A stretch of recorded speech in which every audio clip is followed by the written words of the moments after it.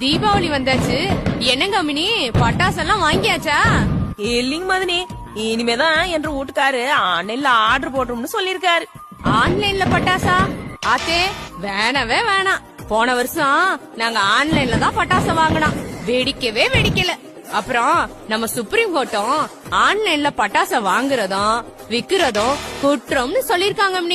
அப்படிங்களா மதனி? பேசாம நம்ம சோசியல் மீடியால பார்த்த மாதிரி 80% 90% ஆஃபர்ல நிறைய வெரைட்டியா பட்டாசுக காட்டுறாங்கல்ல, அத போய் வாங்கிட வேண்டியதுதான். அட வேண்டாமணி, தரமா தயாரிச்ச பட்டாசை யாரும் 80% 90% ஆஃபர்ல விக்கவே மாட்டாங்க. தரமற்ற பட்டாசுகளை தான் இப்படி தள்ளுபடியில விற்பனை செய்வாங்க. அப்ப பட்டாசு எப்படிதாங்க மாதிரி பார்த்து வாங்குறது?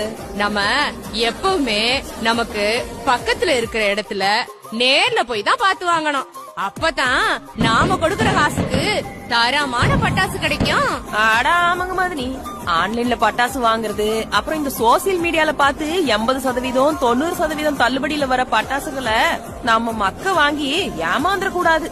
எப்பவுமே நேர்ல போய் தரமான பட்டாசு தான் வாங்கணும். பொதுநலன் கருதி வெளியிடுவோர் தமிழ்நாடு பட்டாசு வணிகர்கள் கூட்டமைப்பு.